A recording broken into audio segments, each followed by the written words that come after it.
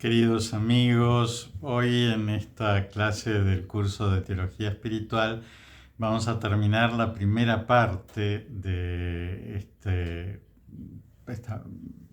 aspecto de la teología que tiene que ver con todo lo que negativamente nos pasa para sacarnos los efectos del pecado original. Y entonces después, cuando sigamos adelante, vamos a ver todos los aspectos positivos de la vida espiritual, porque hasta ahora no dejemos triunfar la muerte, ¿no? Es decir, no dejemos triunfar esa elección de Adán y Eva de rebelarse contra Dios. Ahora es elegir ese camino que nos propone Jesucristo para cumplir de manera más perfecta la ley divina. Así que ya la próxima clase vamos a ver aspectos positivos de la vida espiritual, con lo cual evidentemente se ensancha el horizonte, ¿no? Porque nosotros creemos que el bien existe y que el mal no existe, sino que es simplemente ausencia de bien. Entonces, cuando le damos demasiado tiempo a considerar el mal, hacemos mal, porque en realidad siempre tenemos que darle más tiempo para considerar el bien, que es lo que realmente existe, que es lo que realmente es infinito, porque el bien tiene su origen en la bondad divina, y que por lo tanto entre nuestro pequeño bien de criaturas, ¿no? al gran bien al que estamos llamados como para entrar en amistad con Dios, bueno, tenemos que crecer mucho. Pero hoy entonces vamos a ver lo que se llama la noche oscura del espíritu. ¿Se acuerdan que en la última clase vimos, según la doctrina de San Juan de la Cruz, la noche oscura de los sentidos? Y cuando hablamos de noche oscura de los sentidos, decimos que Dios nos purifica de esos aspectos sensibles que tiene nuestra fe, del fervor, y que de esa forma Él nos hace más robustos, porque entonces no es que comulgamos porque sentimos una delicia al comulgar, sino que comulgamos porque creemos que ahí está Jesucristo, cuerpo, sangre, alma y divinidad. Y entonces entramos en un mundo que ya no depende de los gustitos que sentimos los hombres cuando entramos en las cosas espirituales. Bueno, ahora vamos a entrar en algo mucho más difícil y que, así como les decía que la noche oscura de los sentidos es muy común y que siempre pasamos por algún momento de falta de fervor y por un momento de aridez en donde Dios nos purifica de esa adhesión demasiado golosa al sentimiento de Dios en nuestra vida. Bueno, esto es algo mucho más serio, no le pasa a todas las personas, porque si les pasara a todas las personas moriríamos, es decir, que nos quedaríamos ahí en el camino, ¿no? Entonces, ustedes se acuerdan que yo les comenté esa estructura de cuáles eran los estadios de la vida interior y cuáles eran las moradas de ese castillo interior. Bueno, Santa Teresa dice que esto pasa en las personas que están entre la sexta y la séptima morada del castillo interior, es decir, que personas muy, muy subidas en la vida espiritual nos hablan de experiencias que nos resultan sumamente difíciles. Les digo algunos de estos personajes, así ustedes si quieren pueden leer en la vida de Santa Verónica de Giuliani, de Santa Catalina de Génova, de Santa Ángela de Foligno, de Santa Teresa de Ávila, de Santa Juana de Chantal y de San Pablo de la Cruz.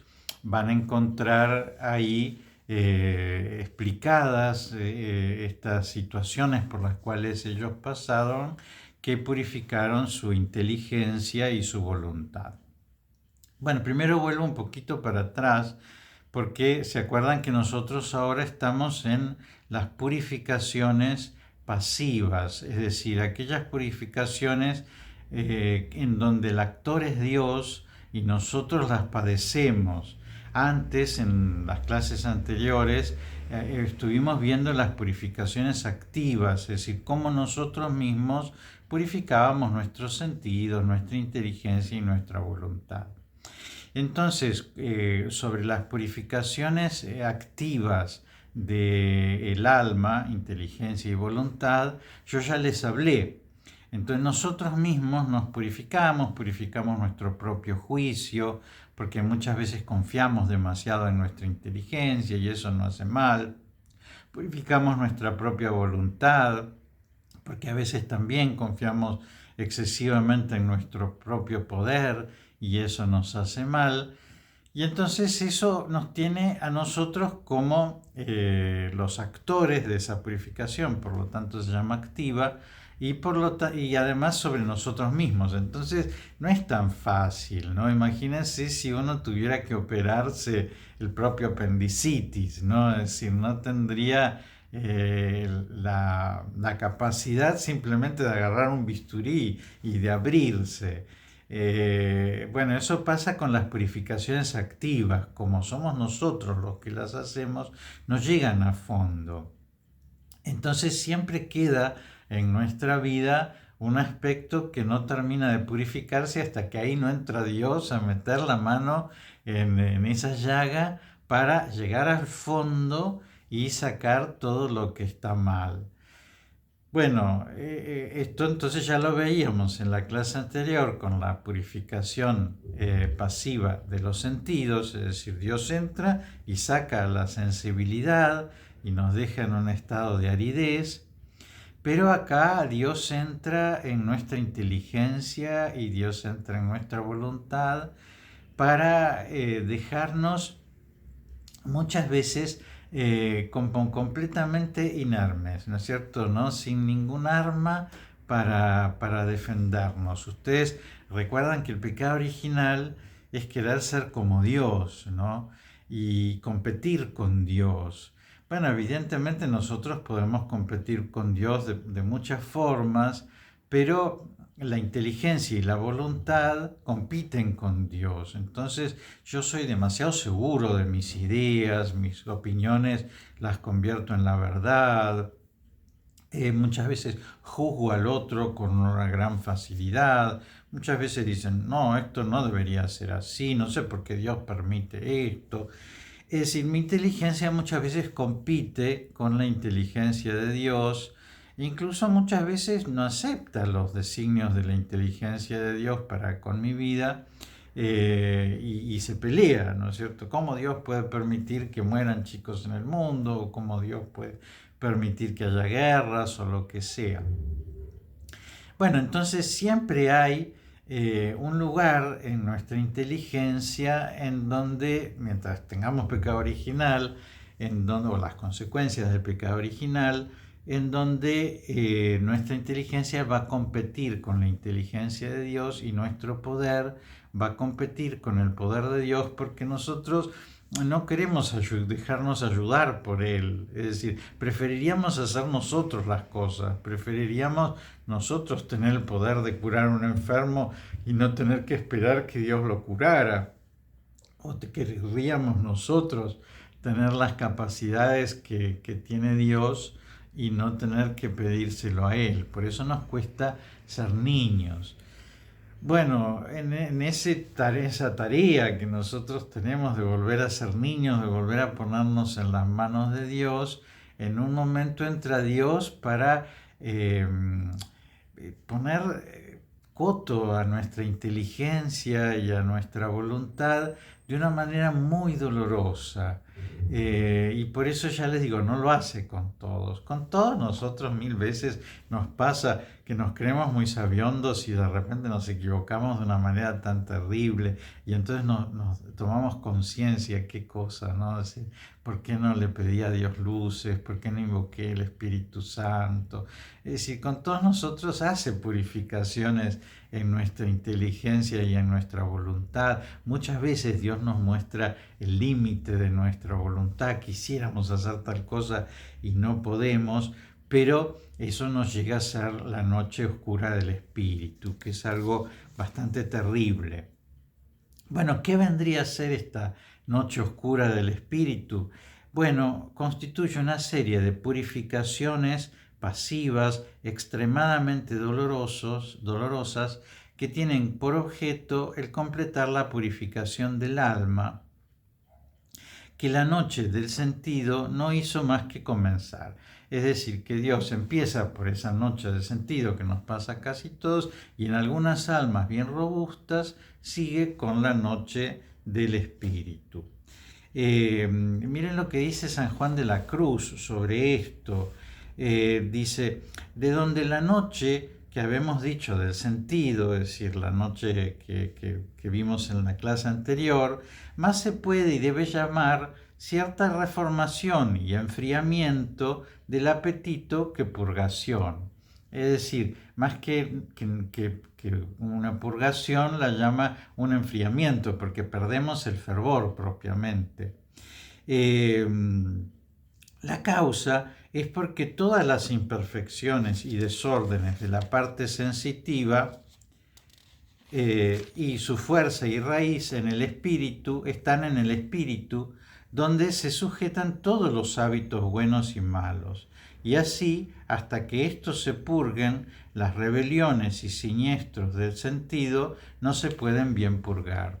Es decir, que en el fondo, aun cuando Dios nos purificara en los sentidos y nosotros superáramos esa prueba, como las rebeliones del sentido se basan en rebeliones del espíritu, en la soberbia propiamente, es decir, hasta que Dios no se meta a purgar el espíritu, el otro va a ser un simple enfriamiento, ¿no? Pero esto va a ser lo que verdaderamente nos va a purgar, lo que va a sacar de nosotros de raíz el origen de todos nuestros pecados, que está, ya les digo, en esa soberbia de que nuestra inteligencia y nuestra voluntad, es decir, nuestras potencias superiores, se pongan a competir con la inteligencia y la voluntad de Dios. Bueno, ¿qué nos dice San Juan de la Cruz sobre qué es lo que produce esta noche oscura del alma? Dice, de donde para mayor claridad de lo dicho y de lo que se ha de decir, conviene aquí anotar que esta purgativa y amorosa noticia o luz divina que aquí decimos, de la misma manera se ha en el alma purgándola y disponiéndola para unirla consigo perfectamente, que sea el fuego en el madero para transformarlo en sí. Así que fíjense, ¿no? Es decir, que como los místicos necesitan encontrar metáforas para contar cosas que los conceptos racionales no alcanzan a contar las realidades místicas. Entonces dice, así como el fuego en el madero lo transforma de una manera que de alguna manera lo convierte en fuego, ¿no es cierto? Porque ese madero desaparece, ¿no es cierto? Para ser parte de ese fuego encendido. Bueno, eso es lo que hace Dios cuando purifica un alma, es decir, la va haciendo desaparecer a sí misma hasta asimilarla del todo en sí. Y dice, porque el fuego material, en aplicándose al madero, lo primero que hace es comenzarle a secar, echándole la humedad fuera y haciéndole llorar el agua que en sí tiene. Miren qué lindo cómo está sacándole jugos a esta metáfora, ¿no? ¿Qué hace el fuego en el madero? Bueno, lo primero es secarlo, ¿no es cierto? Entonces le saca la humedad que tiene el madero y y al sacarle la humedad le hace llorar, ¿no es cierto?, esa agua que en sí tiene. Luego le va poniendo negro, oscuro y feo, y aún de mal olor, y yéndole secando poco a poco, le va sacando a la luz y echando afuera todos los accidentes feos y oscuros que tiene contrarios al fuego. Vieron que cuando algo se quema, es decir, la madera es más linda que el carbón, ¿no?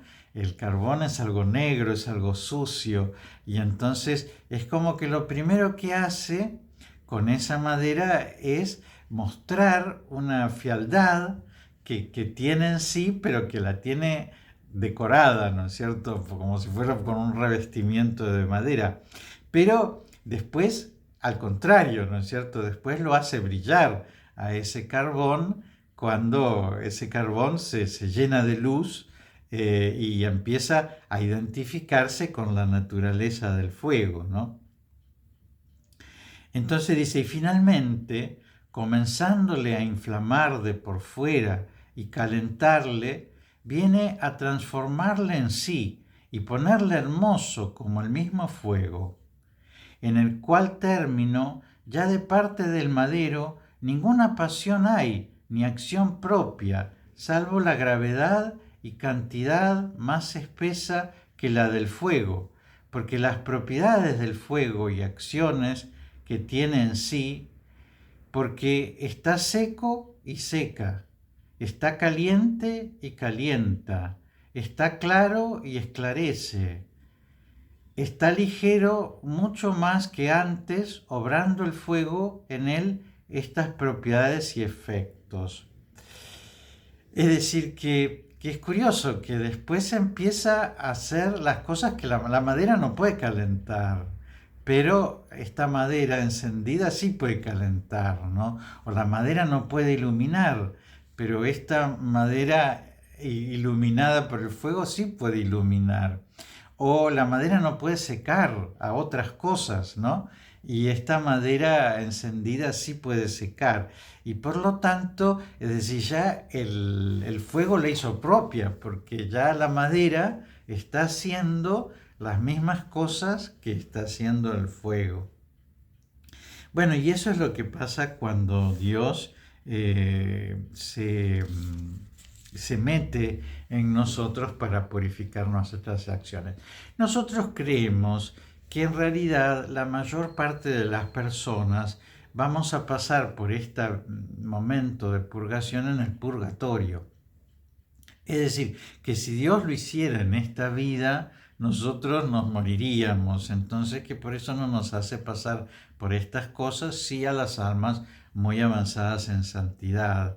Pero que en el purgatorio sí va a pasar esto, es decir, Dios nos va a transformar y va a sacar de nosotros todas aquellas cosas que nos sobren y que no nos permiten entrar en la vida divina, porque para entrar en la vida divina hay que entrar con un corazón que sepa perdonar, que sepa amar, que sepa conocer el bien, que no se esté mirando el ombligo, y entonces para eso Dios tiene que purificarnos. Entonces, como tiene que purgarnos de todas esas cosas, lo va a hacer en el purgatorio. Pero hay almas que ya pasan eso en esta tierra. ¿Qué produce esto? Bueno, es difícil porque es decir, se da de manera distinta en cada alma, pero es decir, por decirles, ¿no? Yo comulgo, ¿no? Y yo tengo fervor y entonces siento qué lindo, comulgué, Jesús está dentro mío, eso se llama fervor. Después me viene la noche oscura de los sentidos. Entonces yo comulgo, pero ya no siento nada. Pero no importa, porque mi fe, mi inteligencia sigue diciendo, pero no, yo no siento nada, pero yo creo que aquí está Jesús vivo y presente. Bueno, ¿qué pasa cuando viene la noche del Espíritu? Que yo comulgo, ya no siento nada, pero ya no entiendo nada. Es decir, mi inteligencia no me produce, no me alcanza ningún soporte intelectual como para que yo diga, pero Jesús está presente. Sino que la inteligencia se queda como callada, como diciéndome, mira, podría estar o podrías estar loco, eh, con la misma posibilidad, ¿no es cierto? Y que la fe fuera simplemente esa elección de creer, de decir, sí, Señor, estás presente aquí en la Eucaristía, amén, ¿no es cierto? Así sea. Entonces, la purificación está en que la inteligencia no acerca ningún soporte a eso que nosotros creemos, ni la voluntad tampoco. Es decir, esa voluntad que nosotros fuimos trabajando durante nuestra vida para que se adhiera a Dios, a las enseñanzas de la iglesia, y que entonces ya está como dócil, ¿no es cierto? Y la voluntad nos responde, y muchas veces decimos, yo no entiendo nada, pero bueno, lo que diga la iglesia lo creo, lo acepto. Ya la voluntad tampoco acerca nada, ¿no es cierto? Es decir, es como que se queda ahí la voluntad como sin acercarle al acto de fe nada más que la fe desnuda, absolutamente desnuda, diciendo creo, pero solamente como una aceptación de lo que Dios me enseña sin que haya ningún recurso, ni en mis sentidos, ni en mi sensibilidad, ni en mi intelecto, ni en mi voluntad, que pueda sostener ese acto. Bueno, es muy doloroso todo esto. Nosotros en general no tenemos noches oscuras del entendimiento, pero porque no las soportaríamos, pero sí puede ser que tengamos algunos de estos aspectos o momentos en donde nos pase algo de esto y sí tengamos una cierta experiencia de estas cosas, ¿no? Pero evidentemente, ¿qué es lo que produce eso? Produce la pura fe, ¿no? Es decir, produce que nosotros verdaderamente ahí se nos bajaron todos los copetes del pecado original, ¿no? Porque no hay nada más que sí, Dios, lo que vos quieras, Dios, como te parezca a vos, Dios, soy tuyo, Dios, vos sos Dios, yo soy tu hijo, y entonces me llevás y me traes y lo que vos quieras va a estar bien, porque estoy en tus manos y no quiero estar en las mías. Entonces, así como les decía, ¿no? Que es como la mano de un cirujano que llega hasta el fondo de una herida, bueno, esta mano del cirujano divino llega hasta el fondo de nuestra inteligencia y de nuestra voluntad para sacarle todo lo que puede tener el hombre de cocorito, ¿no? De creído en sí mismo, de creer que sabe algo cuando en realidad sabe tan poco. Así que bueno, espero que les sirva esto. Con esto concluimos esta primera parte de los aspectos negativos que tenemos que considerar para crecer en la vida espiritual y ya nos reencontraremos para hacer la segunda parte de este curso viendo los aspectos positivos de la vida espiritual. Bueno, les doy la bendición, que Dios los bendiga y los proteja en el nombre del Padre y del Hijo y del Espíritu Santo.